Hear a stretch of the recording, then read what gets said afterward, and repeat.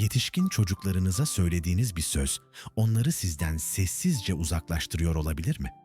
Oysa çoğumuzun tek dileği büyüyen oğullarımız ve kızlarımızla bağımızı kaybetmeden yaşlanmaktır.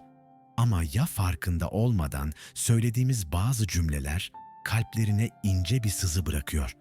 O sızı yıllar içinde kırgınlığa, mesafeye, hatta sessiz bir uzaklığa dönüşüyorsa, eğer 60 yaşın üzerindeyseniz ya da aile bağlarını güçlü tutmayı önemsiyorsanız, çok geç olmadan hangi sözlerin bu bağı zedelediğini bilmek çok önemli. Çünkü bazen kalbi kıran şey bağırarak değil, sessizce söylenen bir sözdür. Bu videoda yetişkin çocuklarla ilişkiyi fark ettirmeden zehirleyebilen 5 yaygın cümleyi konuşacağız.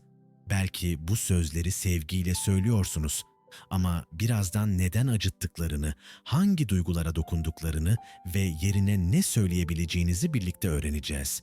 Her bölüm kendinizi daha net görmenize ve birçok iyi niyetli ebeveynin düştüğü o görünmez tuzaklardan kurtulmanıza yardımcı olacak. Sonuna kadar benimle kalın. Çünkü son cümle çoğu anne babanın asla fark etmediği ama en çok yaralayan o kelimelerden biri. Hazırsanız başlıyoruz. Birinci cümle. Senin için neler çektiğimi unutma. Bazı anne babaların ağzından sıkça dökülen ama en derin yarayı açabilen cümlelerden biridir bu. Dışarıdan bakıldığında sevgiyle anılan bir emeğin hatırlatması gibi görünür. Oysa o cümlenin içinde fark edilmesi güç bir suçluluk ve beklenti gizlidir. Yetişkin bir evladın omuzlarına uzun süre taşınması zor, görünmez bir borç yükler. Bu yüzden söylenen her fedakarlık, teşekkür değil, sessiz bir uzaklık yaratır. Bu söz genellikle bir tartışmanın ardından ya da çocuğunuz sizinle aynı fikirde olmadığında söylenir.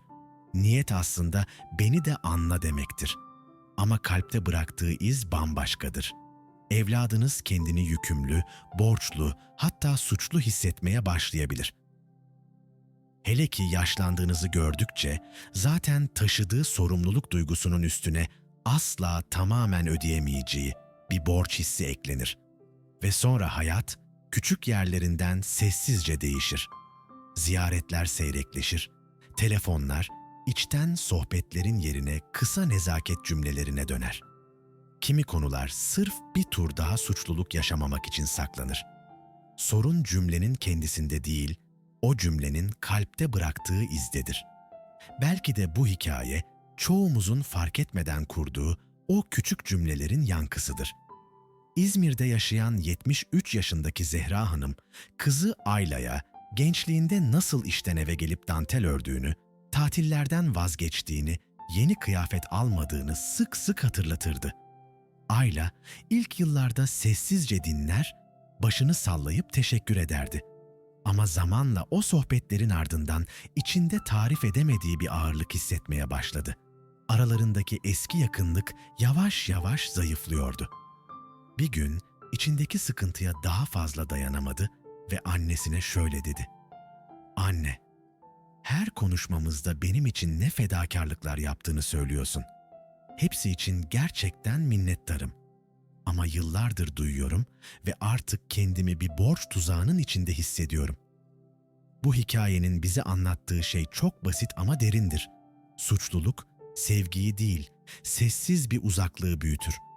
Fedakarlıkları hatırlatmak çoğu zaman sevgiden değil, sadece anlaşılma arzusundan doğar. Ama sevgi, bir borç duygusunun gölgesinde değil, karşılıksız minnettarlığın ışığında yeşerir. Gerçek yakınlık, ne kadar verdim demekle değil, birlikte hala paylaşabiliyor olmakla kurulur. Peki niyetimiz gerçekten görülmekse, bunca emeğimi anla demekse, aynı duyguyu suçluluk yüklemeden şu şekilde dile getirebiliriz. Yıllar geçse de senin için koşturduğum günleri hatırlamak bana huzur veriyor. Bugün seni mutlu görmek, o emeğin en güzel karşılığı. Ya da, beni sevindiren şey, bu hayatta kendi yolunu kurman. Eğer sana destek olabileceğim bir şey varsa, bütün kalbimle buradayım. Bu sözler, geçmişin emeğini borca değil, minnettarlığa dönüştürür. evladınız artık sınavı geçmesi gereken biri gibi değil, olduğu haliyle görülen bir insan gibi hisseder. Kendinize ara sıra şu küçük soruyu sormayı deneyin. Bu cümleyi söylediğimde sevgim mi ağır basıyor yoksa bir bedel hatırlatması mı yapıyorum? Eğer ikinci ihtimal daha ağır geliyorsa sözünüzü yumuşatın. Niyetinizi net ama yük bindirmeden söyleyin. Çünkü bazen en büyük onarım bir cümlenin tonunu değiştirmekle başlar. Kalplerin arasındaki o görünmez taş duvar işte o zaman yavaş yavaş güvene dönüşür. Bu madde sizi düşündürdüyse yorumlara bana da oldu yazın. Çünkü bazen paylaşmak iyileşmenin ilk adımıdır. İkinci cümle. Eğer beni seviyorsan, bir anne babanın kalbinden döküldüğünde bu cümle aslında sevgi isteğidir. Ama yetişkin bir evladın kalbinde çoğu zaman bir sınav kağıdı gibi yankılanır. Eğer beni seviyorsan diye başlayan her söz sevgiyi bir şartnameye dönüştürür ve sevgi sınava çevrildiği anda saflığını kaybeder. Birçoğumuz bu cümleyi farkında olmadan kullanırız.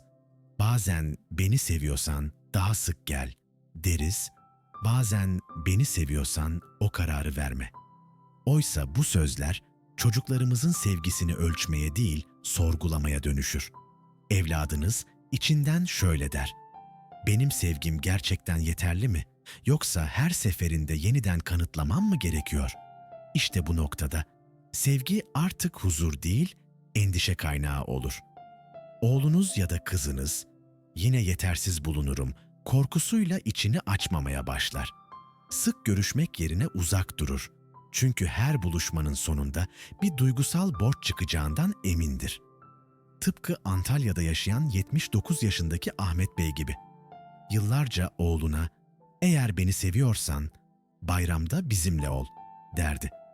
Oysa o söz özlemin değil, şart koşulmuş sevginin ifadesiydi. Bir yıl oğlu Ramazan bayramını eşinin ailesiyle geçirdi. Ahmet Bey incindi, oğlu suçluluk duydu, aylarca konuşmadılar. İkisi de sevgi doluydu ama cümle sevgiyi şarta bağlamıştı. Bir söz sevginin dilini değiştirir, özgürlük yerine korku taşır. Buradaki psikoloji nettir. Gerçek sevgi kanıt istemez. Çünkü güven zaten o kanıtın yerini almıştır. Koşullu sevgi ise görünmez bir test gibidir. Sürekli başarılı olma baskısı yaratır. Bu baskı altında kimse samimi olamaz. Yetişkin çocuklar özgürce seçim yapabilmek ister. Ama beni seviyorsan kalıbı bu özgürlüğü itaat ile karıştırır. Ve bir noktadan sonra sevgiyi korumak için kendilerini uzaklaştırırlar. Bazen bu cümle korkunun maskesidir. Yalnız kalma, unutulma ya da eskisi kadar önemli olmama korkusu. Ama korkudan doğan söz kalbe güven değil, mesafe verir. Gerçek yakınlık sevginin serbest bırakıldığı yerde filizlenir. Peki yerine ne demeli? Eğer beni seviyorsan yerine seni özledim. Ne zaman görüşebiliriz? Deyin. Ya da seninle vakit geçirmek bana iyi geliyor. Müsait olduğunda seni bekliyorum bu tür cümleler beklenti değil, davet taşır. Sevgiye özgürlük verir. Karşı tarafı savunmaya değil, yakınlaşmaya çağırır. Bir düşünün, son zamanlarda sevgi sözcüklerinizin altında bir şart gizli olabilir mi? Bu soruyu kendinize sormak bile o görünmez duvarları yumuşatır. Bu bölüm sizi düşündürdüyse yorumlara koşulsuz sevgi yazın. Çünkü sevgi gerçekten paylaşıldığında sınav olmaktan çıkar, şifaya dönüşür. Sevginin koşula bağlandığı yerlerde bir süre sonra eleştiriler çoğalır ve cümleler "sen hep yanlış yapıyorsun" noktasına varır. Bir sonraki bölümde eleştirinin neden sevgiden daha yüksek sesle konuştuğunu birlikte inceleyeceğiz. Üçüncü cümle. Sen hep yanlış yapıyorsun. Bir annenin ya da babanın ağzından çıktığında bu cümle çoğu zaman rehberlik niyeti taşır. Ben senin iyiliğini istiyorum demenin başka bir yoludur aslında. Ama evladın kalbine vardığında bambaşka bir sese dönüşür.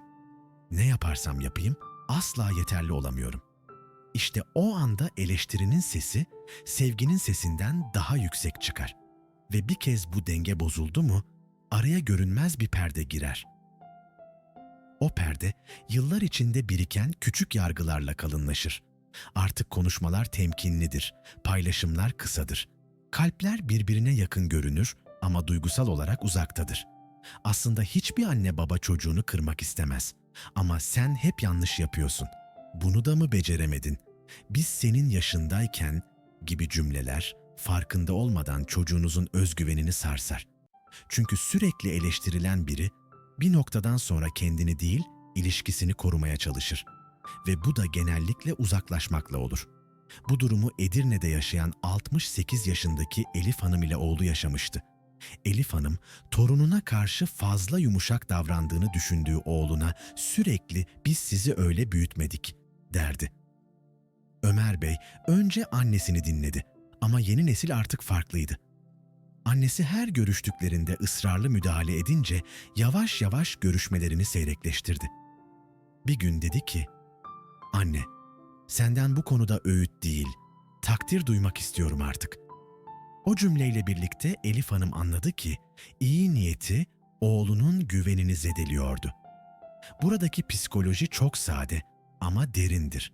Sürekli eleştiri, gelişimi değil savunmayı tetikler. Bir çocuk, yaşı kaç olursa olsun, anne babasının yanında kabul görmek ister. Eksiksiz olduğu için değil, haliyle sevildiğini hissetmek ister. O güven hissi olmayınca en iyi niyetli söz bile bir iğne gibi batar. Eleştirinin fazlası sevgiyi bastırır. Çünkü eleştiri yanlışsın der, sevgi ise yanında duruyorum. Peki çözüm ne? Çocuğunuzun yanlış yaptığını düşündüğünüzde önce niyetinizi belirleyin. Onu değiştirmek mi istiyorum yoksa sadece kaygımı mı anlatmak istiyorum? İlkini seçtiyseniz durun. Çünkü değişim baskıyla değil güvenle gelir. Sen hep yanlış yapıyorsun. Yerine bu konuda farklı düşünüyorum ama neden böyle yaptığını merak ettim. Ben olsam belki başka türlü yapardım ama senin yolunu da duymak isterim. Bu ifadeler aynı mesajı yargısız biçimde verir. Karşınızdaki kişi eleştirildiğini değil, değer verildiğini hisseder. Unutmayın, birini sürekli düzeltmeye çalışmak ona eksiksin demenin en dolaylı yoludur. Oysa yetişkin çocuklarımıza verebileceğimiz en büyük hediye onları artık öğrenci değil, bir yetişkin olarak görebilmektir. Bu madde size tanıdık geldiyse yorumlara eleştiri yerine anlayış yazın. Eleştirinin ardından çoğu zaman şu cümle gelir: "Çok alıngansın, fazla hassas davranıyorsun." Bir sonraki bölümde bu sözün neden iletişimi kesen görünmez bir duvar yarattığını konuşacağız. 4. cümle. Çok hassassın. Birçok anne baba bu cümleyi aslında niyetini yumuşatmak için söyler. Büyütme, bu kadar alınma demek ister. Ama çocuğunuz o sözü bir teselli değil de bir reddedilme gibi algılar. Çünkü çok hassassın dendiğinde yaşanan duygu değil, duyguyu yaşayan kişi sorgulanmış olur. Demek ki ben yanlış hissediyorum. Demek ki duygularım abartılı. Demek ki beni anlamayacak. İşte bu düşünceler bir süre sonra kalbin içine sessiz bir suskunluk yerleştirir. Evladınız artık size dert anlatmakta tereddüt eder. Kırıldığında dile getirmez çünkü yine fazla hassas bulacak diye düşünür. Ve o gün konuşulmayan küçük kırgınlıklar yıllar içinde birikmiş bir uzaklığa dönüşür. Oysa hassas olmak zayıflık değil, iç dünyanın inceliğidir. Ve sevgi ilişkilerinde en çok ihtiyaç duyduğumuz şey duyulmaktır. Erzincan'da yaşayan 69 yaşındaki Nurcan Hanım, oğlu Metehan'a bir gün şakayla karışık işinden bahsederken şöyle dedi: "Oğlum, senin işin de pek ciddi sayılmaz, değil mi?" Metehan içerlendi ama bunu dile getirdiğinde annesinden şu yanıtı aldı: "Aman canım, çok hassassın, şaka yaptık işte." Sonra o konular bir daha hiç açılmadı ve iş ile ilgili konuşmalar giderek sadece yüzeysel şeylerle sınırlı kaldı. Bir duyguyu küçümsediğinizde sadece o anı değil, güveni de küçültmüş olursunuz. Çünkü karşınızdaki kişi artık kendini anlatmanın faydasız olduğuna inanır. Ve duygular dile gelmezse ilişkiler sadece konuşma halinde kalır. Bu yüzden çok hassassın demek yerine bazen sadece susup dinlemek bile daha şifalıdır. Çünkü çoğu zaman insanların aradığı bir çözüm değil, bir şahitliktir. Çoğu zaman tek ihtiyacımız birinin sadece seni anlıyorum diyebilmesidir. Çok hassassın yerine haklısın, öyle söylememeliydim. Seni kırmak istememiştim, fark etmeden öyle olmuş galiba. Bak, niyetim kötü değildi ama seni üzdüysem gerçekten üzülürüm. Haklısın, bazen söylediklerim düşündüğümden sert çıkabiliyor. Bu cümleler duyguyu küçültmez, aksine güveni büyütür. Birinin duygusunu hafife almak ilişkideki en sessiz soğuma sebebidir. Ama birinin duygusuna alan açmak en güçlü onarım aracıdır. Eğer bu sözler size de tanıdık geldiyse yorumlara bir kalp bırakın. Çünkü bazen bir kalp çocuğumuz için değişmeye niyet ettiğimizi söylemenin en sade halidir. 5. cümle. Neden sen de kardeşin gibi olamıyorsun? Bu cümle aslında biraz motive etmek, biraz da kıyasla doğru yolu göstermek içindir. Ama evladın kalbine ulaştığında bu söz bir ölçü değil, bir yetersizlik ilanına dönüşür. Demek ki ben onun kadar iyi değilim. Ne yaparsam yapayım hep bir başkasıyla karşılaştırılacağım. İşte bu düşünce bir çocuğun iç dünyasına yerleşir. Belki o an tepki vermez ama bir ömür yetersizlik duygusuyla yaşar. Kendini sürekli ispatlamaya çalışan yetişkinlerin çoğunun kalbinde bir zamanlar duydukları bir kıyasın yankısı vardır. Anne babalar kötü niyetle söylemez. Kimi zaman endişe, kimi zaman hayal kırıklığı konuşur içlerinden. Ama şu gerçeği unuturuz. Kıyas, sevgiyi değil rekabeti büyütür. Ve sevgide rekabet varsa yakınlık yavaşça kaybolur. Kırşehir'de yaşayan 65 yaşındaki Hülya Hanım, yıllarca kızı Cansu'yu ağabeyiyle kıyasladı. Abin kadar düzenli olsan, senin de hayatın yolunda giderdi. Derdi sık sık. Cansu gülümser ama o gülümsemenin altında sessiz bir kırgınlık gizliydi. Her defasında biraz daha içine kapanıyor, annesinin yanında kendini eksik hissediyordu. Yıllar geçti. Bir akşam sofrada yine benzer bir cümle duyunca derin bir nefes aldı ve sessizce söyledi. Anne, ben kimseyle yarışmıyorum. Sadece senin, beni olduğum gibi sevdiğini hissetmek istiyorum. O an sofrada uzun bir sessizlik oldu. Hülya Hanım ilk kez kızının gözlerine o kadar uzun baktı ve anladı. Onca yıl söylediği sözler aslında kızını büyütmek için değil, kendi içindeki hayal kırıklığını bastırmak içindi. O farkındalık anı yılların sessiz mesafesinden çok daha gürültülüydü. İnsan ancak kendisi olarak sevildiğini hissettiğinde huzur bulur. Karşılaştırma bu hissi kökünden sarsar. Çünkü sen de şu kişi gibi ol demek, şu halinle eksiksin demektir. Ve insan kaç yaşında olursa olsun eksik hissettiği bir yerde uzun süre kalmak istemez. Neden kardeşin gibi olamıyorsun yerine senin güçlü yönlerin bambaşka, onları görmek beni mutlu ediyor. Kardeşin bunu böyle yapmış, peki sen nasıl düşünüyorsun? Bu tür cümleler kıyas değil, değer farkındalığı yaratır. Evladınız bir yarışın parçası değil, sizin gözünüzde kendine özgü bir insan olduğunu hisseder. Unutmayın, kıyas görünüşte yönlendirir ama özünde uzaklaştırır. Birine neden o gibi değilsin dediğinizde onu o kişiye değil kendinden uzaklaştırmış olursunuz. Oysa en güzel sevgi sen olduğun gibisin, ben de bununla gurur duyuyorum diyebilmektir.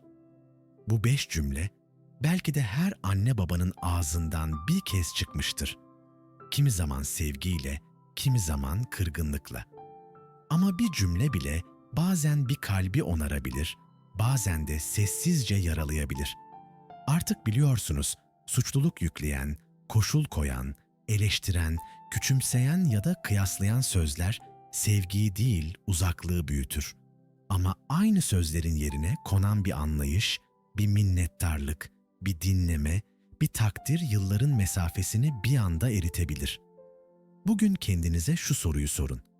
Ben çocuklarımla konuşurken hangi kelimelerle yaklaşıyorum? Korkuyla mı yoksa sevgiyle mi? Eğer bu videoda kendinizi bulduysanız sevdiklerinizle paylaşın. Çünkü bazen bir anne ya da baba yalnızca bir kelimeyi değiştirerek bir ilişkiyi yeniden başlatabilir. Sevgiyle kalın.